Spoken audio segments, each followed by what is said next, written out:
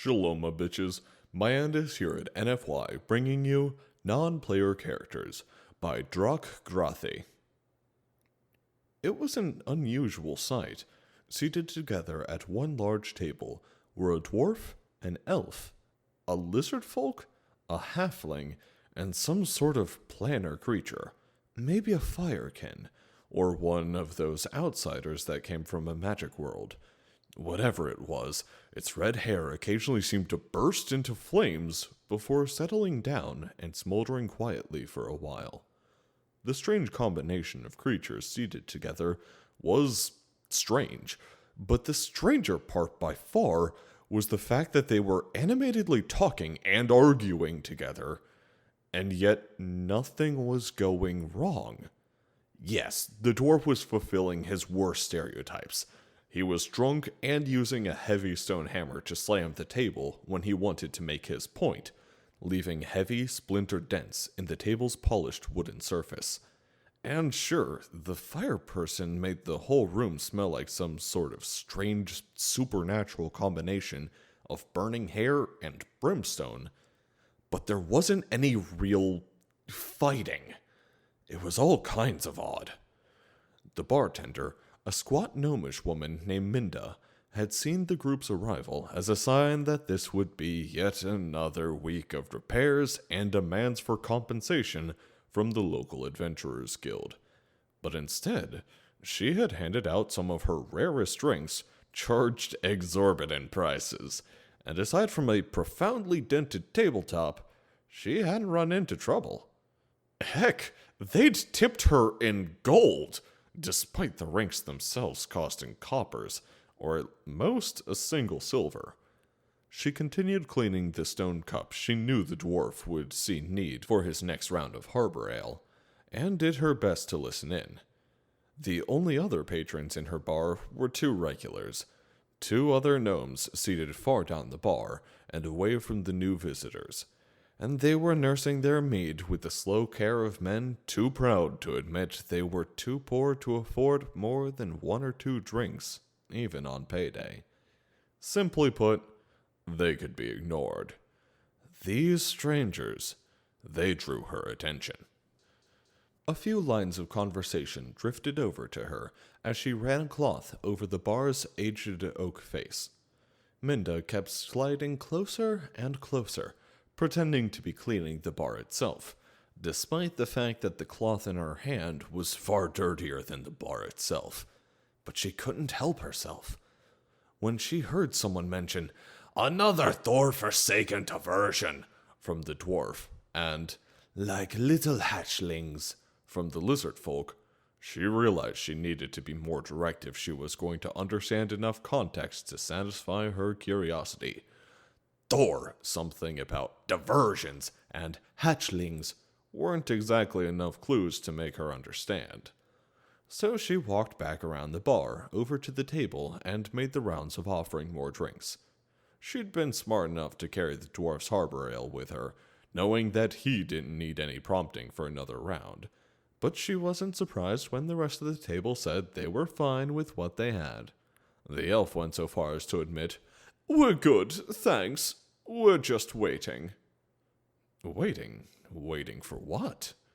As a bartender, though, Minda could afford some allowances. No matter your race, you knew you could talk to a bartender.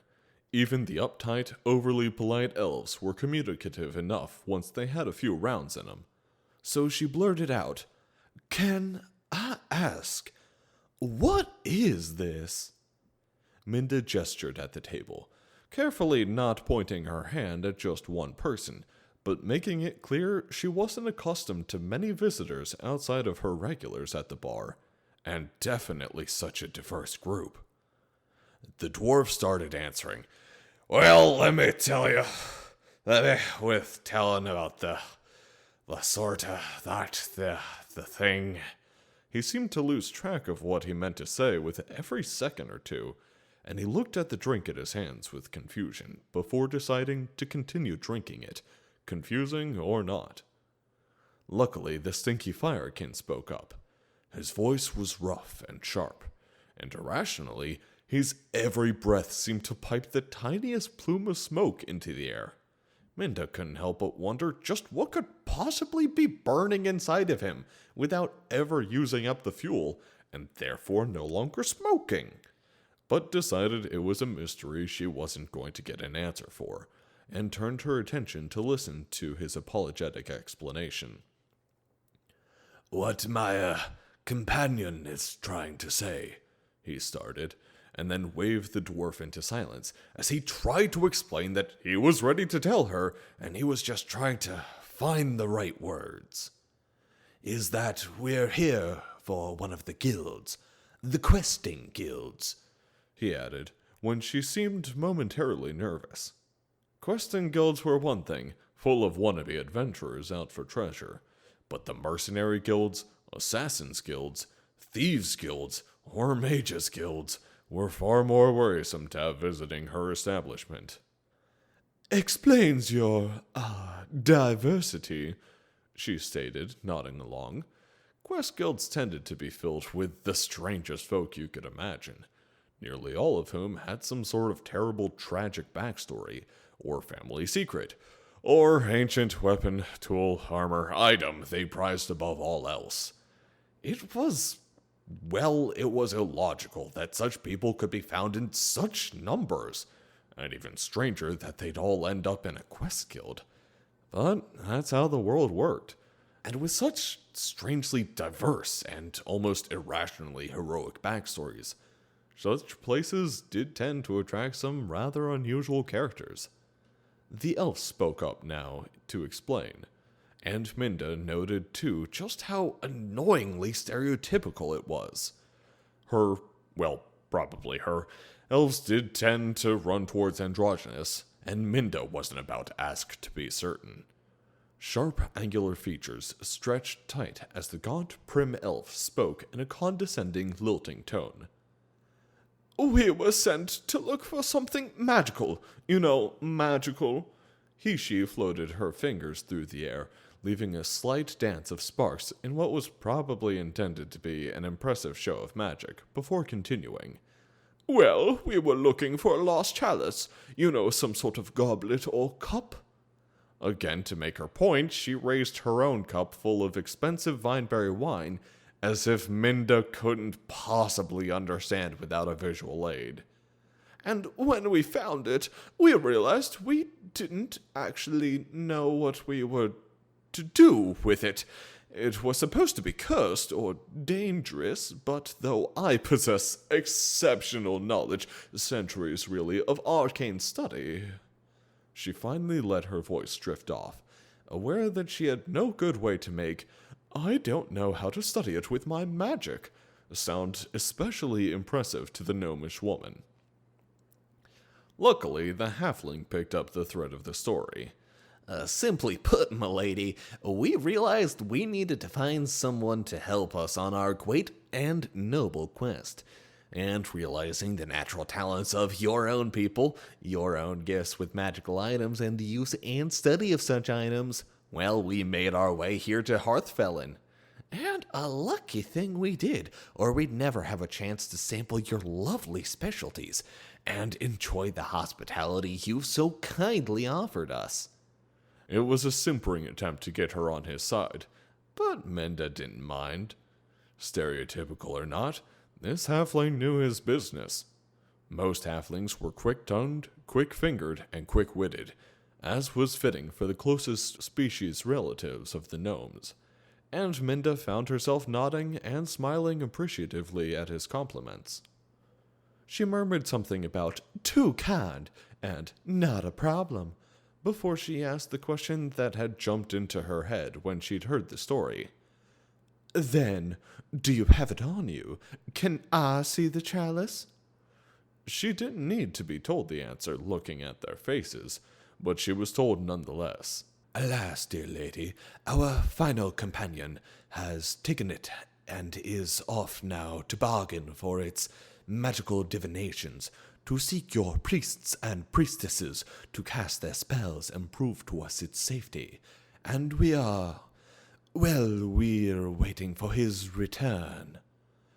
Minda couldn't help but ask, Oh, is he one of your folk, little cousin? She realized little cousin might have been overdoing it, but the rogue little halfling just shot her with a charming look and answered, No, no, milady. He's a human, actually. Quite the character, really. You'll meet him soon, if he holds to his promised schedule.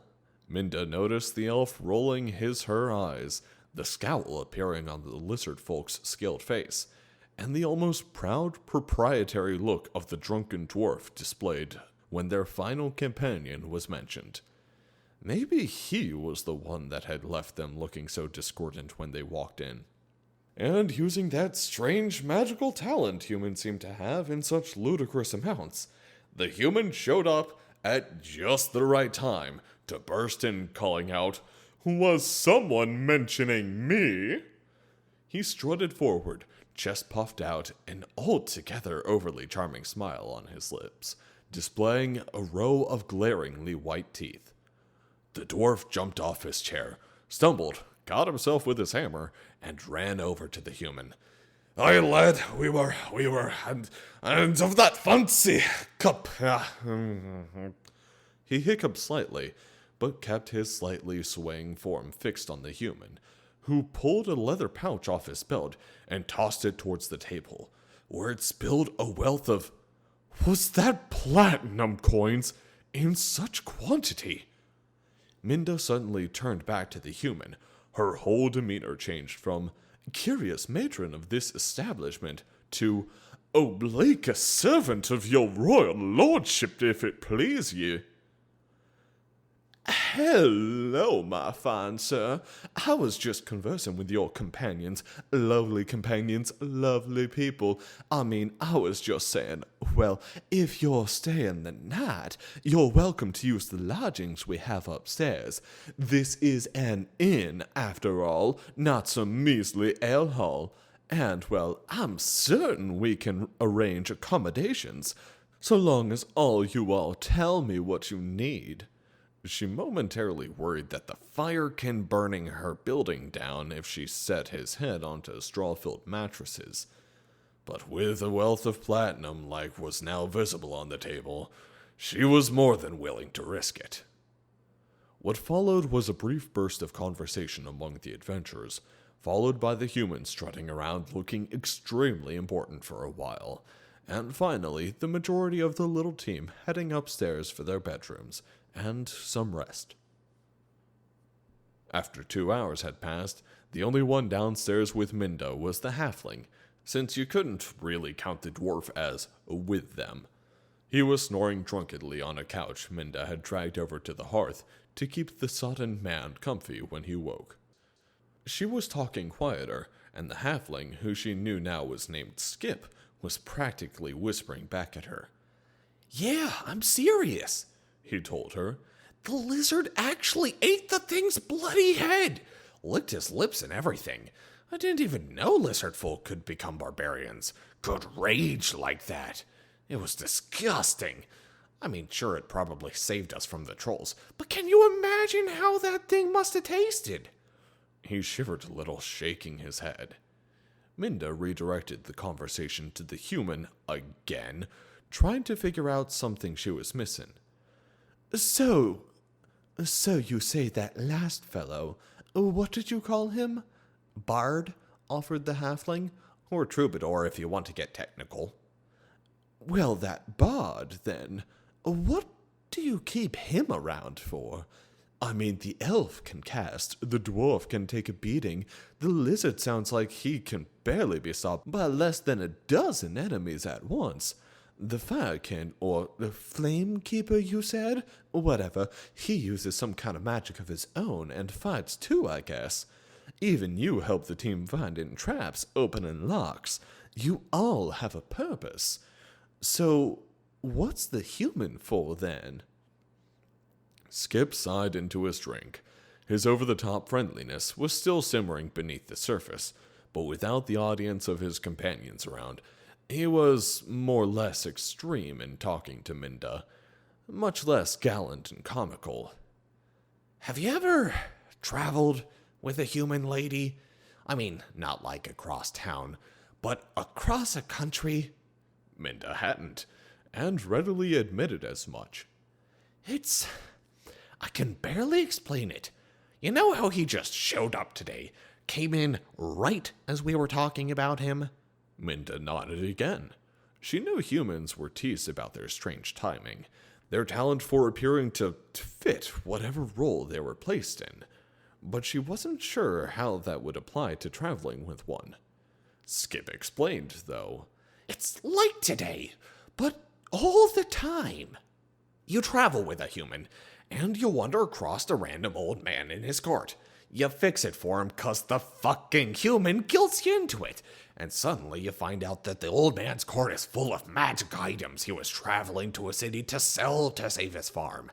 And sure, you end up having to guard the guy, but he gives you more magic items than you've seen in your life for doing so. And then the human says, "Oh, we need to help save his farm because he's being nice to us." And you want to argue, but he did just give you a cloak of hidden shadows. So you say just one more damned diversion, and we'll get back to the quest. But when you save the old man's farm, you find out that the tax collector has been cheating him, and now you're off on another quest to stop the cruel warlord from extorting his people. He breathed heavily, sounded flustered, and drained most of the cup in a long gulping pause. It's God's forsaken insanity. We were sent to get this cup, told that if it was cursed, we could sell it, use the money for our expenses. But that was 8 fucking months ago. And now we're all decked out in more magical equipment than my whole village had collectively. He shook his head and met her eyes. I don't understand it. I keep thinking I'm gonna leave, go off and retire. But there's one more final quest to do, one final adventure, and instead of dying on it or retiring, the stupid bard sings our asses through it and walks out like some sort of storybook hero. Minda saw the strange combination of awe, confusion, excitement, apprehension, and disbelief on his face, and reached a gentle hand out to him, kindly putting her arm on his. It sounds exhausting, but good, I guess? So you're saying they're maybe, lucky, or just they attract excitement? She wasn't sure how to interpret all he was saying, as it sounded sort of like what she had thought an adventurer in a quest guild would want to do. But the halfling looked exhausted and ragged as he spoke about it, more than he'd looked through all night. No, what I'm saying that when you travel with a human, and a bard human to boot, you aren't off to solve a problem. You're off to become some sort of strange world-changing hero, and the idiot can't fight worth a damn, but he keeps getting you out of trouble.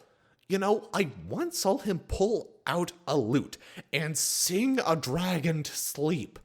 I mean, sure, it was a young dragon, but he sang it a lullaby in the middle of battle, and it worked.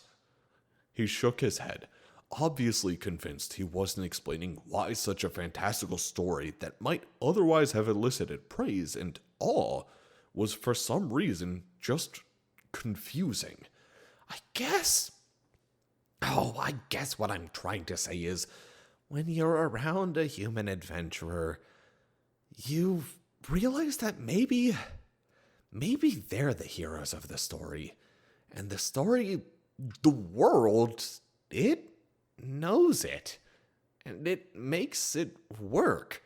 For you if you're on his side, or against you if you aren't. And it doesn't seem fair.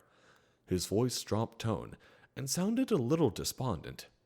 It's like being the side character in a story you thought you were the hero of. Minda nodded.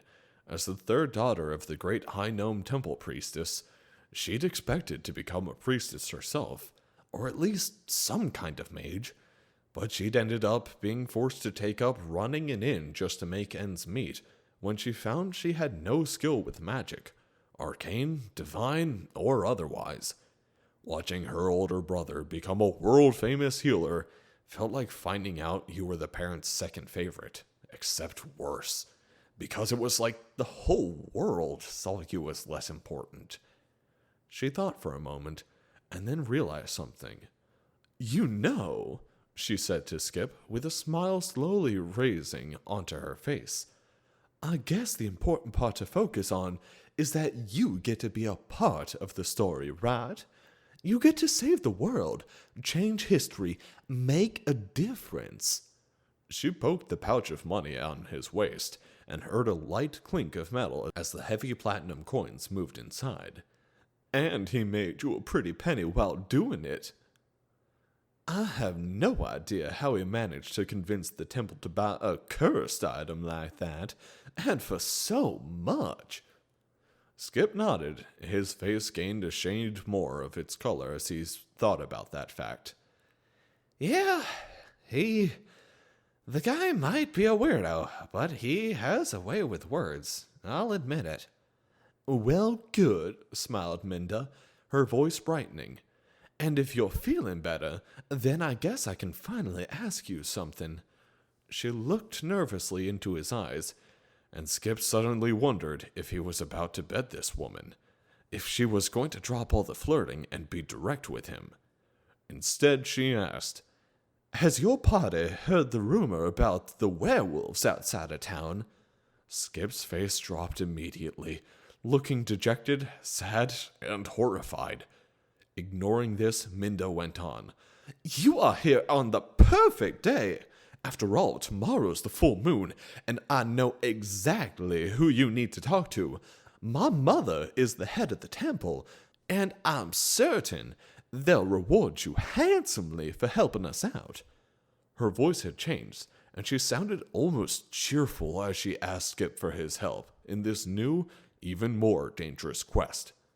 Skip jumped out of his chair, horrified, and backed towards the hallway leading up the bedrooms above. He heard a creak from the floorboards behind him, and turned, knowing deep down exactly what he was going to see. "Of course," said Johnny, the human troubadour, who was coming down at the exact right time to just happen to overhear her. "I was just on my way down for a glass of water. I hope it's okay if I heard a little of what you were talking about." He smiled charmingly and heroically at Minda, who blushed and smiled back, suddenly overcome with a desire to offer this stranger all the help he'd need to solve this terrible danger for her village. Johnny's hands was now on Skip's shoulder, squeezing it reassuringly, looking at Skip with that strange determined look in his eyes. He said, "We can't possibly live this city unprotected, I swear." He pledged with pride, his chest almost visibly swelling, and his teeth gleaming perfectly white in the dark, in that irritating way that they always seemed to shine. "We'll save your people, I swear it!" With that overbearing, almost supernatural smile still plastered on his face, he gazed down at Skip and instructed, "You get some sleep, Skip. It sounds like we're going to have a long day ahead of us." Without another pause, he pushed past towards Minda and started to ask her about the werewolves, why no one had mentioned them before now, and how he could find Minda's mother, the priestess, who would be willing to part with a magical silver knife for each member of Skip's adventuring party, if it meant saving them from the were creatures. Skip, dejectedly, walked up the stairs, turning back to see Minda talking much more animatedly with Johnny, who stared back with a look of absolute concentration and focus on his face. When Skip walked past the first door on the upper landing, the Flamekeeper, Fugilus, popped his head out of the door to meet his eyes. "I heard him walk past a minute ago," he admitted. Then he looked worriedly at Skip and asked, "Is it going to be dangerous?" Skip smiled back dejectedly. Of course. If it wasn't, he wouldn't be a hero.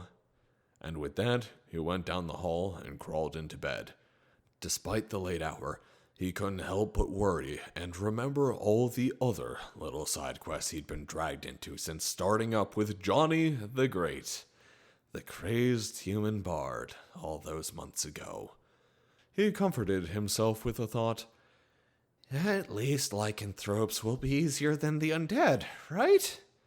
and with that, the hope flitting fitfully through his head, he finally, blessedly, fell asleep. Alright guys, I hope you enjoyed that one. If you did, go ahead and subscribe. Give me a like, hit the bell on the side so that you get my notifications. Yeah, I have a new microphone. It's pretty nifty. It's kind of weird because I tend to peek on it a bit more, and I've been doing my best to, not do that. So just let me know how the recording sounds, whether or not there's any foibles that I missed. Alright, so there are some foibles. There are some major fucking foibles.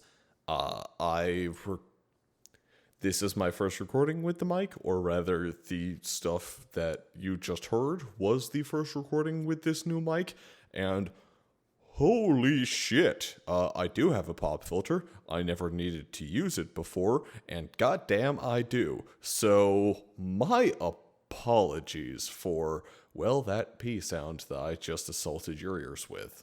Also, I cannot see my breaths at all on the recording, which I used to be able to see. So it is difficult to take them out with this mic. And, yeah. Have a nice one, y'alls.